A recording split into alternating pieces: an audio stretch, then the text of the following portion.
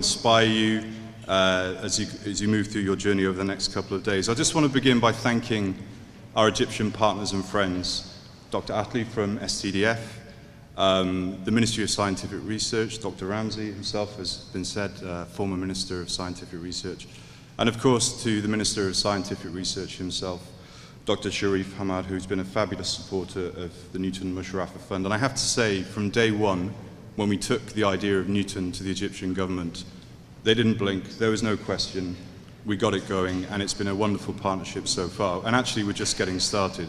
So if the next 4.5 years are as good as the first 6 months, then I think we're onto a good thing. I want to welcome and thank our British participants, led by the Rothamsted Research and the Centre for Ecology and Hydrology. I know there are other organisations here today, but it's great to see you all here. It really is a pleasure to see so many British experts in Egypt, a pleasure to see so many people who are prepared to get on the plane. And I'll say a little bit about why Egypt is so important to the UK and how that manifests itself today. And of course, to the Egyptian participants who've come from all over Egypt, I was trying to find out whether anybody's from Upper Egypt. I know we have people from Cairo and Alex, but you've travelled a long way to be here too, so thank you. So I just want to say 3 things. First, about the importance of Egypt to the UK and what we, the British Council, are doing about it. A few words on Newton Musharraf and our broader education work here and how it all fits together, and probably some things you already know just to finish. So Egypt's political, economic, education and cultural importance to the UK cannot be understated. Britain is the largest foreign investor in Egypt. 50% of all FDI is British. Our tourists support the Egyptian economy, and there are deep ties that connect us. And of course, life has changed dramatically in Egypt over these last 4 years, and while there are some challenges which remain, the UK, to borrow a phrase from the British ambassador, the UK wants Egypt to succeed. And one way we help do that as a country is by investing, and last weekend there was a very successful conference in Sharm el-Sheikh, the Egypt Economic Development Conference, and British Petroleum and British Gas alone announced investments of $16 billion US. So one manifestation of how important the UK-Egypt relationship is. And for us, the British Council, we've been here since 1938, and it's our largest and most important operation in North Africa and the Arab world. And so we're helping young Egyptians improve their chances of succeeding in life through the skills that the English language gives them, that a UK qualification gives them, and being part of a huge array of projects brings them too. And so our work in education from primary to secondary, further and higher, aims to do 3 things: develop skills, support reform and change, and build relationships. And our work in science, research and innovation is all part of that, but it's relatively new. But now I think we have a big story to tell. And Michael Holgate, who's our program leader for Newton, will say a few more words about this after. But Newton, as many of you will know, is running in 15 countries with other emerging powers around the world: China, India, Turkey, Egypt, Brazil, for example, building partnerships and conducting cutting-edge scientific research. Over the next 5 years, well, the next 4.5 years now, the UK will invest £375 million sterling in partnerships which will be match funded by the partner countries. And in Egypt, the Newton Musharraf Fund, which is worth £4 million a year over the next 5 years, so £20 million, which is about 220 million Egyptian pounds, I think, marks an unprecedented investment from the UK. The reason for this is simple. Working to improve scientific research and innovation helps our societies and our economies grow.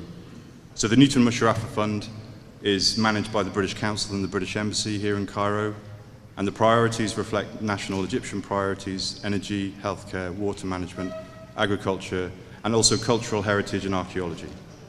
And it's building partnerships between Egyptian and British institutions. That's what this is all about today. And this is an important part of it, because experience shows, and this is the bit you already all know, that the more internationalized the research and the researchers, the better the research will be. So researchers who are more internationally mobile will be more highly ranked than those who stay in one place. And the UK is a prime example of how increased internationalization affects the quality of research. The UK's research sector is one of the most international in the world. 72% of UK-based researchers are internationally mobile, and almost 50% of British research is completed in collaboration with international partners. And the quality of the UK's research sector is undeniable. We have just 0.9% of the world's population, and the UK produces 16% of the world's most highly rated research, which is ranked second only to the US, which is a population of 300 million. So the activities happening under the Newton Fund are broad, and we have achieved quite a bit already in this short amount of time.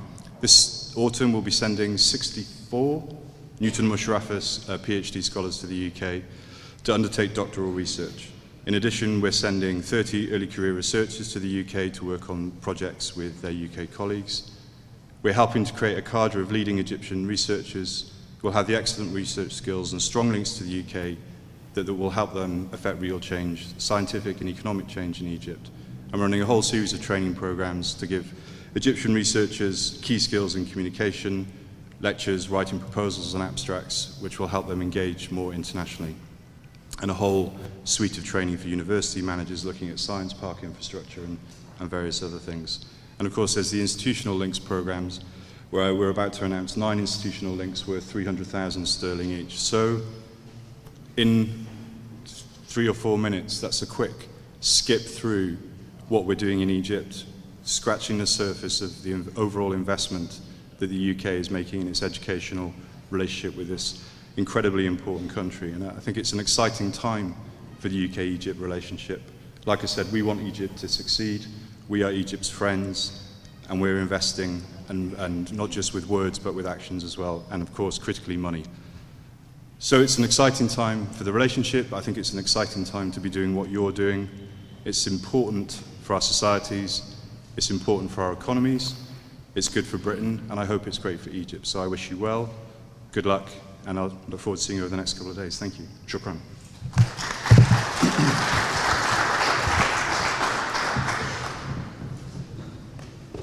Thank you, James. And as you clearly mentioned in your speech, that it's all about the strategic partnership, and it's all about making it work from both sides.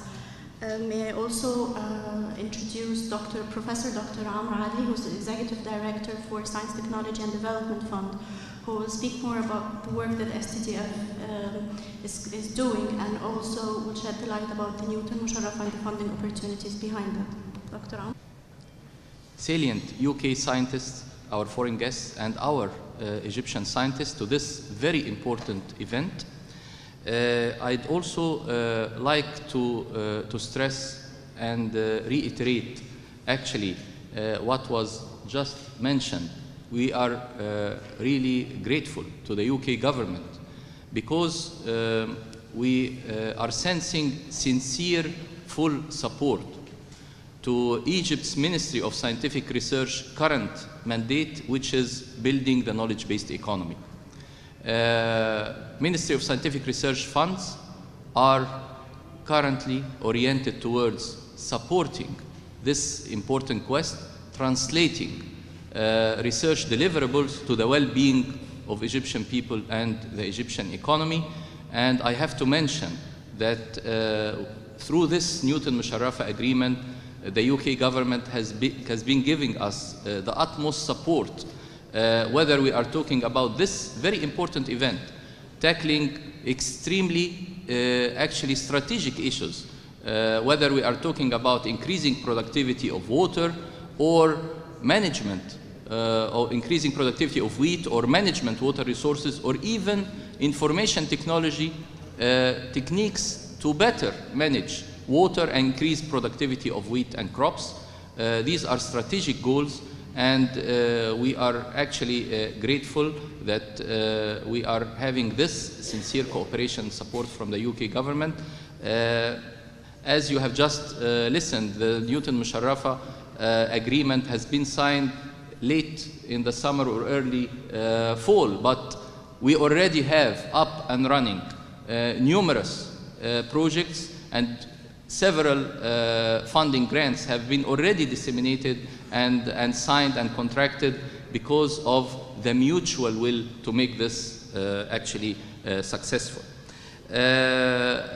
As of course maybe you have noticed from the program, after the opening sessions and the open sessions, which will last until lunch, there will be several parallel closed sessions for designated work groups to brainstorm and to actually come up with important recommendations that could be disseminated to relevant ministries and that could be built upon by tailoring the right programs in the next year to be funded through Newton Musharrafa program.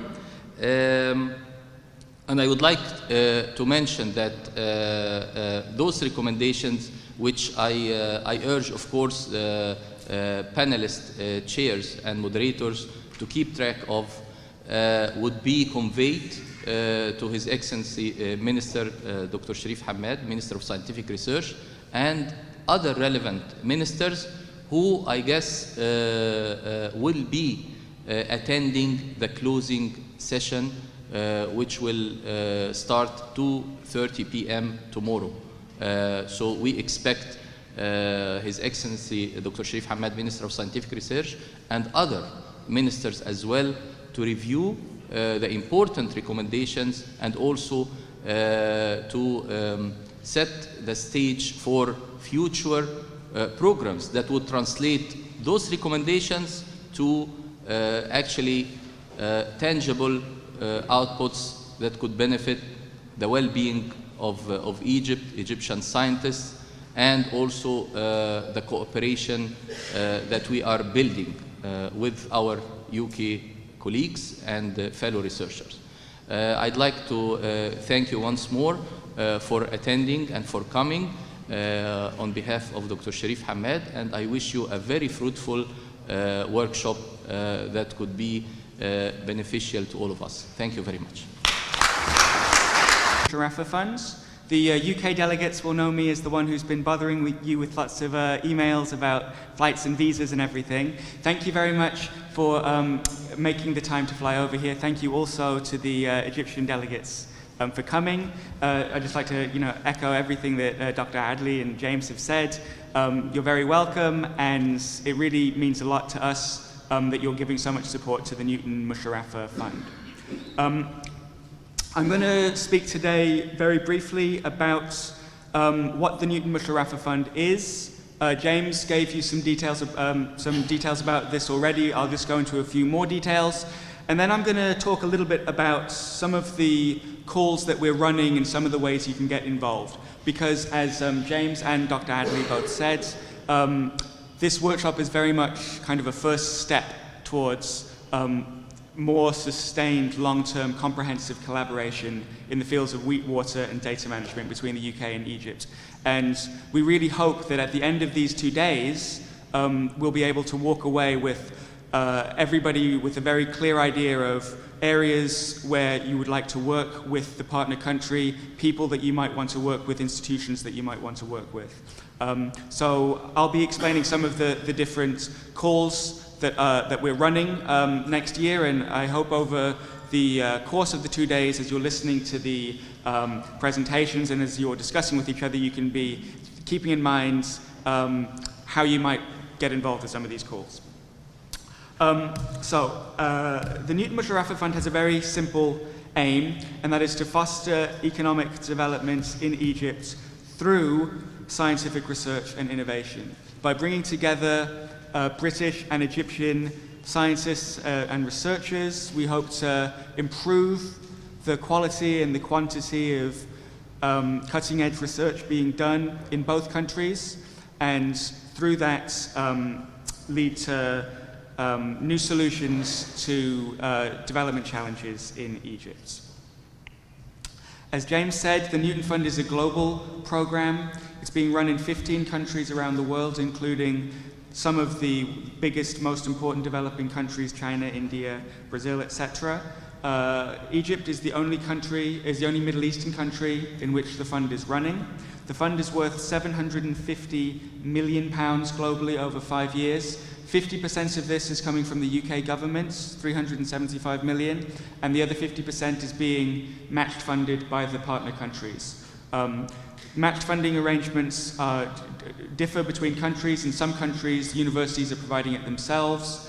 In Egypt, we are unique amongst the 15 countries that we have pound-for-pound match funding from the government. And actually, in year one, the Egyptian match funding will exceed the UK contribution. So that's one of the reasons we've really been able to be successful in year one so far, is because the Egyptian government has been so supportive, and they've really put their money where their mouth is.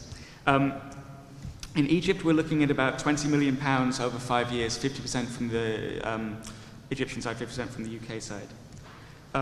So we're called, in Egypt, we're called Newton Musharrafa. For the UK scientists who may not know who Musharrafa was, he was a theoretical physicist in the early and mid-20th century, and he liaised with Einstein during the development of the theory of relativity. So next time somebody says that E equals mc squared is all Einstein, you can say, well, Musharrafa played his part as well.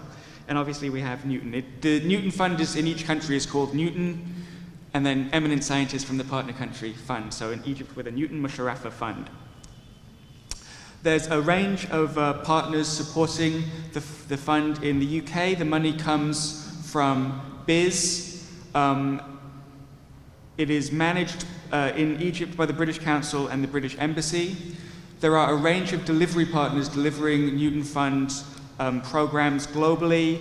The British Council is just one of them. There's obviously all of the research councils as well. There's the Learned Academies, the Met Office. Currently in Egypt in year one, the British Council is the only active delivering partner, but that is going to change in future years. Starting in year two, the British Academy and the Royal Academy of Engineers will also start delivering programs, and we hope that we can expand engagement to include all UK delivery partners in future years. On the Egyptian side, the fund is being managed by two ministries, the Ministry of Scientific Research and the Ministry of Higher Education. And on the Ministry of Scientific Research side, they've delegated all the funding and management responsibilities towards the STDF. So they've really been our most supportive and closest partner, and so we're really thankful for everything that they have done for the program.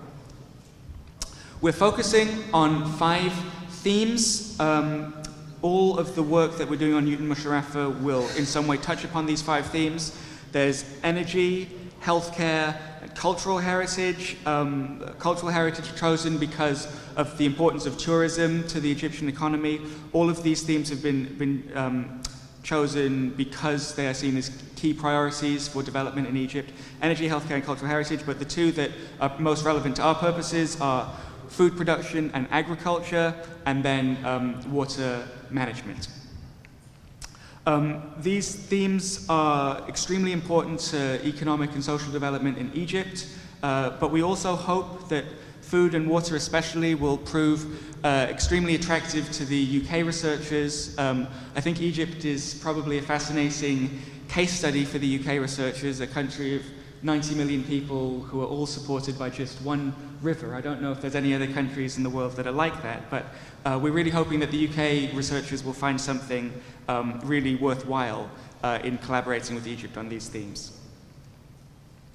There are 3 kind of we call program pillars under the Newton Musharrafa Fund. The first is a focus on people. So these are a range of programs that will, first of all, build links between researchers. So for example, this workshop that you'll hear today, we're bringing researchers together, introducing them to each other, introducing their research to each other, and also building their capacity and improving their skills. The second pillar is research, funding for collaborative research projects. And then the third theme is translation, a range of programs to help researchers move their research out of the ivory tower and commodify it or commercialize it in a way that will have wider benefits to all of society. In Egypt, because the amount and the degree of engagement between UK researchers and Egyptian researchers wasn't necessarily as high as the amounts of engagement that the UK has with, for example, China or India, we have been focusing a lot on people, building links, building partnerships, bringing people together, exactly what we're doing at this workshop today, but we have also been looking at research and translation as well. I'm going to talk about funding opportunities. Well, obviously, for the Egyptians, the UK financial year comes to an end at the end of March. And the Newton, when we talk about year 1, year 2, that's tied to the UK financial year. So we're just coming to the end of year 1 in a couple weeks. We haven't actually finalized any plans for year 2, but the opportunities will be almost certainly the same. So all of these here you can assume will be running in year 2 as well. I've grouped the funding opportunities into 3 main categories. The first category are a range of programs to improve mobility. So to bring Egyptians, mainly to bring Egyptians to the UK, but also British people to Egypt, to run workshops, fellowships, and so on. The second opportunity is a range of training and capacity building programs for researchers, harnessing the UK expertise to improve the skills of researchers in Egypt. And then the third opportunity is joint research. And I'll speak a little bit especially about a program we run called Institutional Links, which is the main avenue through which we fund joint research.